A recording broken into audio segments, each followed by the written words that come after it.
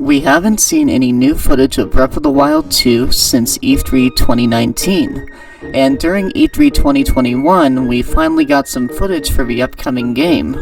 And one of the big questions fans had was whether Zelda was actually going to be playable this time.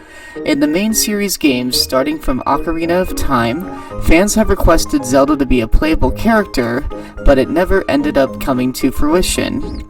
Zelda was as memorable as Link and had just as much effort put into her design, not to mention the Giga Leak that came out not too long ago from Nintendo. There was a game plan that was pitched by Retro Studios that had Sheik as the main character, that was set after the bad ending of Ocarina of Time, but Nintendo ended up declining it, so we were so close to having our first playable Zelda, sort of. The fan reaction to the leak was incredibly positive, so fans truly wanted this. Fast forward to 2021, where the latest trailer was shown, and we did get footage of Zelda falling into a giant hole underground. This again caused controversy among the fans because, once again, the chances went down, but I still have hope.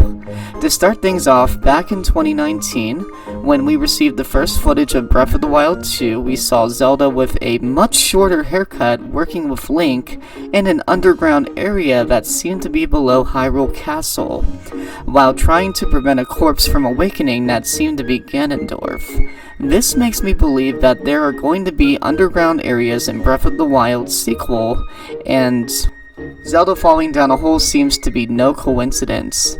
It would be silly for Nintendo to feature that area so heavily in the trailer, but not put it in the final game. In addition, Zelda's hairstyle is another piece of potential evidence that she will be playable. From a game design perspective, generally characters with short hair are easier to model, whereas characters with long hair take a longer time to be rendered, due to the physics of rendering long hair. It's possible this hairstyle change is more than just aesthetic, and as a cultural reference of Japan, when any characters cut their hair short, it can be a sign of drastic change. This is the first time, after all, we have ever had Zelda with short hair.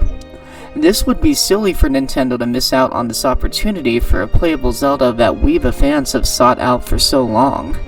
If we were to have a playable Zelda in the main Zelda games, there would be some benefits to it, such as having her sealing power that she unlocks right before putting Link in the Shrine of Resurrection, and fending off Calamity Ganon by herself.